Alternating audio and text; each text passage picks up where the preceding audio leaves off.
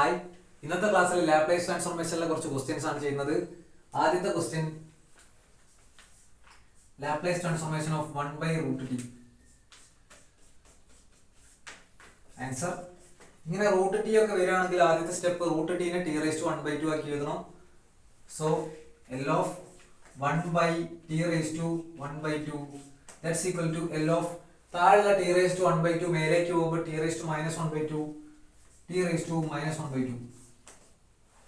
അതായത് നമ്മൾ മുന്നത്തെ ക്ലാസ്സിൽ പഠിച്ചിട്ടുണ്ട് L of t⁻n equal to gamma n plus 1 by s⁻n plus 1. ഇതാ ഒരു t⁻n ഫോർമാറ്റിലാണ്. n ന് പകരം -1/2 ആണ്. therefore gamma -1/2 plus 1 divided by s⁻(-1/2 plus 1) that's equal to gamma -1/2 plus 1 that's equal to 1/2. So gamma 1/2 divided by s⁻(1/2) that's equal to gamma 1/2 √π ആണ്. therefore √π divided by s⁻(1/2) നെ ഞാൻ √s എന്ന് എഴുതാൻ പോവാണ്. so √π divided by √s that's equal to, ഈ root ഞാൻ common ആക്കി എടുക്കുകയാണെങ്കിൽ √π/s ഇതായിരിക്കും ആൻസർ. അങ്ങനെ √t ഒക്കെ വരികയാണെങ്കിൽ ഈ രീതിയിലാണ് ചെയ്യേണ്ടത്. √t പകരം t⁻(1/2) കൊടുക്കാം.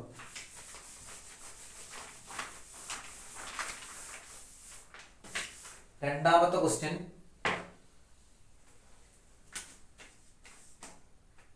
Laplace transformation of sin² 3t കണ്ടുപിടിക്കണം. Laplace ട്രാൻസ്ഫോർമേഷനുള്ളിൽ sin², cos², sin³ cos³ എന്നൊക്കെ ചോദിക്കും. നമ്മൾ ഇന്റഗ്രേഷനിൽ ചെയ്യുന്ന അതേ കൺസെപ്റ്റ് ആണ് ഇവിടെ ചെയ്യുന്നത്. അതായത് sin² ട്രിഗണോമെട്രിക് ഐഡന്റിറ്റി ഉപയോഗിച്ചിട്ട് മാറ്റി ചെയ്തു. അപ്പോൾ sin² ഒക്കെ വരുന്ന ട്രിഗണോമെട്രിക് ഐഡന്റിറ്റി ഏതാണെന്ന് ആദ്യം മനസ്സിൽ വേണം.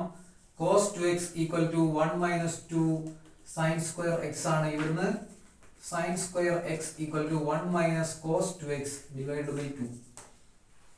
ഇതാണ് sin²x ന്റെ ഐഡന്റിറ്റി. ഇവിടെ s ന് പകരം 3t ആണ്. അപ്പോൾ sin² 3t equal to 1 minus cos 2 into 3t എന്നുള്ളത് 6t ആയി മാറും divided by 2. ഇതാണ് ആദ്യത്തെ സ്റ്റെപ്പ്.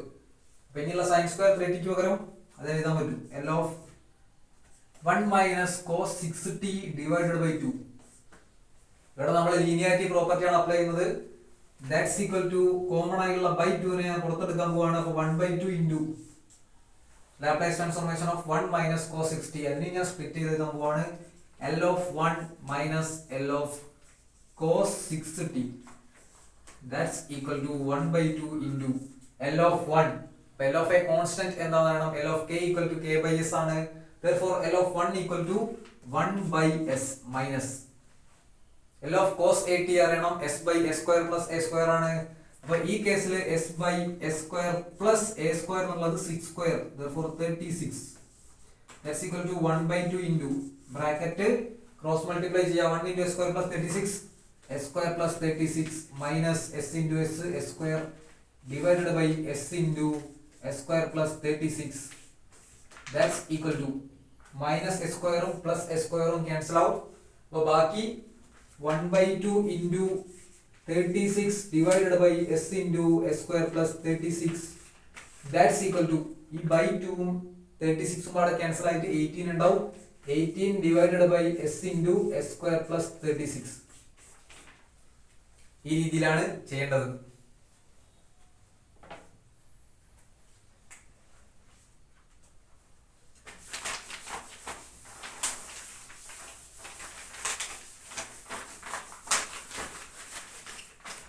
മൂന്നാമത്തെ ക്വസ്റ്റ്യൻ,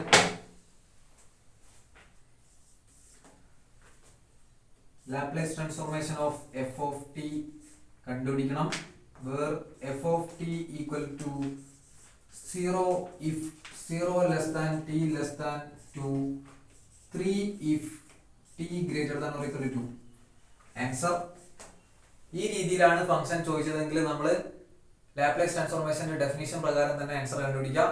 അപ്പം L of f of t equation, L of f of t equal to integral 0 to infinity e⁻st into f of t dt that's equal to, അടുത്ത step ഇന്റഗ്രേഷനെ split ചെയ്ത 0 to infinity എന്നുള്ളത് 0 to 2 plus 2 to infinity അങ്ങനെ എഴുതാനുള്ള കാരണം 0 to 2 F of T 0 ആണ്. 2ന്റെ മേലേക്ക് അതായത് 2 to infinity മറ്റൊന്നാണ് എഫ് ഓഫ് ടി. അതുകൊണ്ടാണ് അങ്ങനെ സ്പ്ലിറ്റ് ചെയ്തതുള്ള കാരണം. So integral 0 to 2 e raised to minus st into f of t dt plus integral 2 to infinity e raised to minus st into f of t dt. That's equal to integral 0 to 2 e raised to minus st into 0 to 2 ന്റെ കേസിൽ f of t 0 ആണ്. So 0 dt plus 2 to infinity e raised to minus st into 2 to infinity ന്റെ കേസിൽ നമ്മൾ f of t 3 ആണ്. therefore 3 dt. That's equal to ഈ term ഇനി എഴുതേണ്ട ആവശ്യമില്ല, കാരണം e raised to minus st into 0 0 ആയി പോകും. 0 ന്റെ ഇന്റഗ്രൽ 0 ആണ്. സോ ഈ ഒരു ടേം ഇനി എഴുതണ്ട. ഇതിന്റെ ആൻസർ കണ്ടുപിടിച്ചാൽ മതി. 3 ന് ഔട്ട്സൈഡ് എടുത്ത് integral 2 to infinity e raised to minus st dt. That's equal to 3 into e raised to minus st ന്റെ integral with respect to t e raised to minus st divided by minus s. 0 to infinity അല്ല 2 to infinity. That's equal to minus s നെ പുറത്തെടുത്താൽ minus 3 by s e raised to minus st 2 to infinity. That's equal to minus 3 by s. Upper limit t ക്ക് infinity കൊടുത്താൽ e raised to minus infinity 0 ആയി മാറും. അപ്പം 0 minus അടുത്ത t ക്ക് 2 കൊടുത്താൽ e raised to minus 2s e raised to minus 2s ആയി മാറും. That's equal to minus 3 by s into minus e raised to minus 2s. Minus into minus plus ആണ്. therefore final answer 3 e raised to minus 2s divided by s. ഈ രീതിയിലാണ് ഇങ്ങനെയുള്ള function ചോദിക്കുകയാണെങ്കിൽ ചെയ്യേണ്ടത്.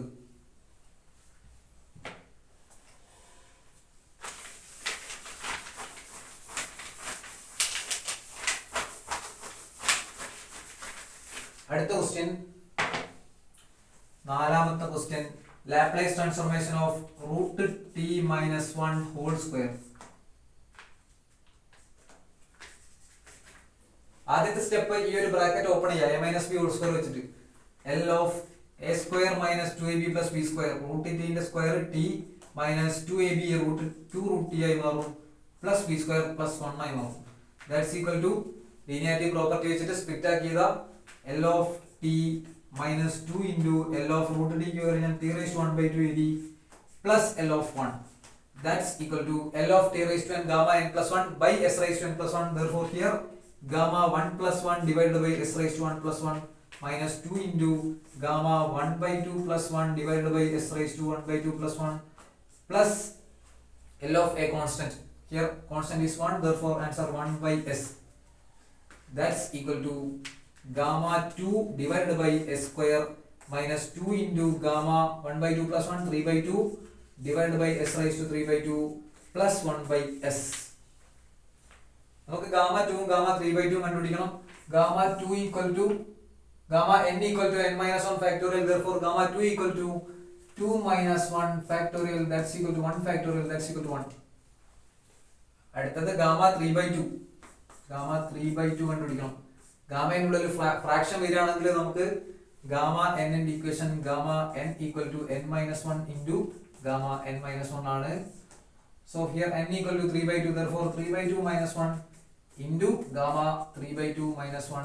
That's equal to 3 by 2 minus 1 1 by 2 into gamma 1 by 2. That's equal to 1 by 2 into root pi. That's equal to root pi divided by 2. Root pi divided by 2.